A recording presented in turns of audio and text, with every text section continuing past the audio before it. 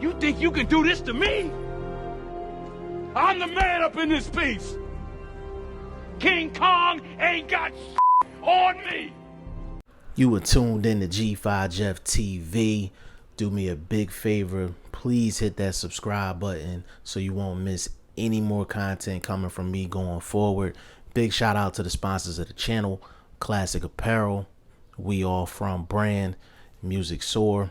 All the information is in the description box. And follow your boy on Instagram and Twitter at BoxingFirst Now, the biggest beef that's going on right now is Oscar De La Hoya and Ryan Garcia. They are going back and forth on Twitter. Basically, for the people that don't know the story, Oscar De La Hoya and Golden Boy allegedly offered Ryan Garcia $200,000 for a fight on July 4th.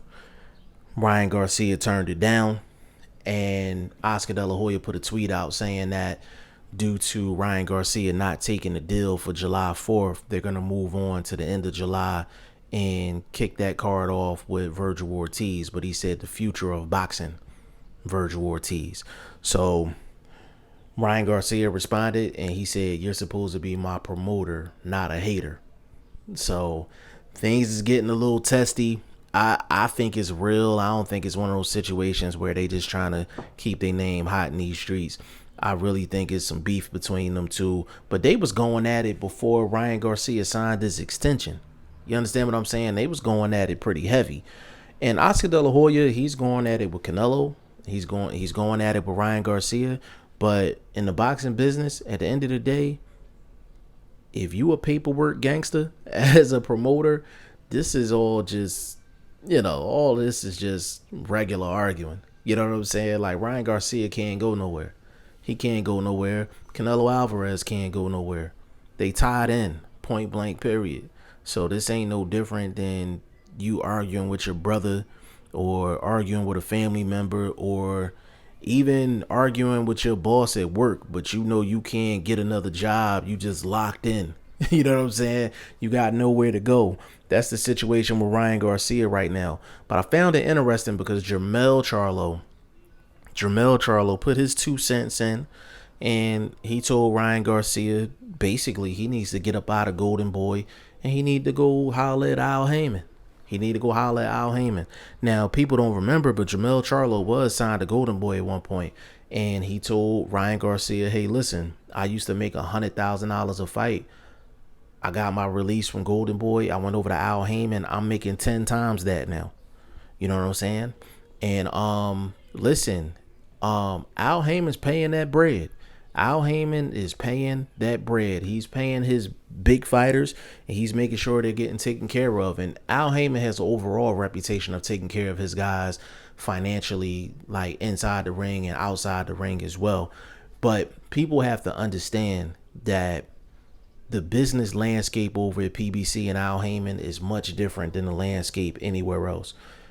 Al Haymon can do what he's doing because basically there's a big pool of money that he can play with that's not his.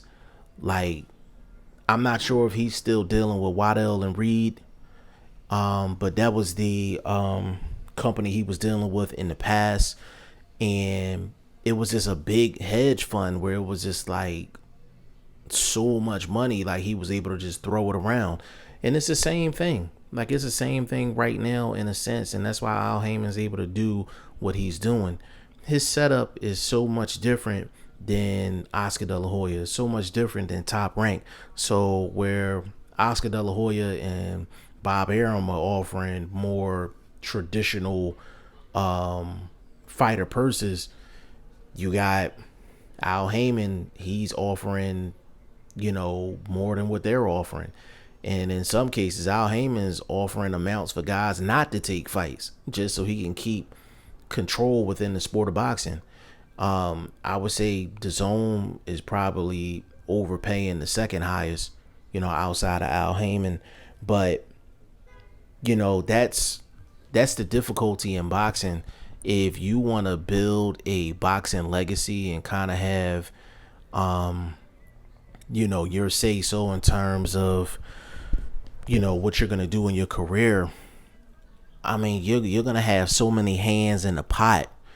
You know, you have to make a couple $1 million a fight just for you to see a good amount of money. You know what I'm saying? But if you with Haymon, Al Haymon will probably take care of you from a financial standpoint. But at the end of the day, you don't have no control over your career.